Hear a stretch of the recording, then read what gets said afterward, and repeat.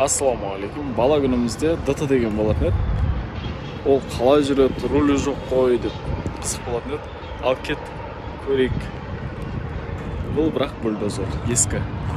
Міне достар, рөлі жоқ. Мынамен бұрады екен. Толық көрсетейін. Анау мұндағы алдындағы лопатасын көтеріп түсіретін рюкзак жасайтын нәрсесі. Мынау скорс екен. Мынау руль екен. Мұнда бұрсаң мына жаққа қарай бұрылады. Мұнда бұрасың, мына жаққа қарай бұрылады. Не деген ескі.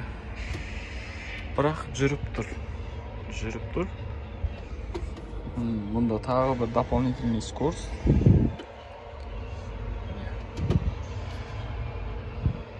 Көріп тұрған шығарсыздар, бульдозер.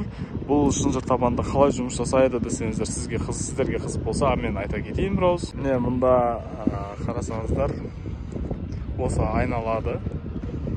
Сол мұндай тістерімен мына шынжырды айналдырады. Бұдан кейін келе екіншісі направляющий.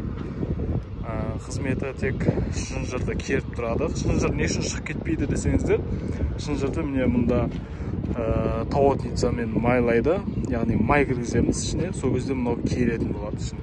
Сол кезде керіледі де шынжыр шықпайтын болады орнынан. Солай жұмыс жасайтын болады. Мынау артқысы айналдырады, алдыңғысы направляющий. Мұнда артында гидравлика, яғни өзінің соқалары болады бұның. Мына неде жоқ, ескі болғаннан кейін. Мұнда багы, кабина өте ескі. Мотор, коробка асты, бұлардың асты пәс болып келеді.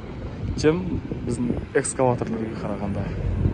Алды мұнда лопата тас итеруге, жаңа любой нәрсені итеруге арналған. Регулировка жасалады. Мұнда қисаяды, былай қисайып жұмыс жасай береді. Достар, видео ұнаса лайк басып, каналға тіркеле кетейік.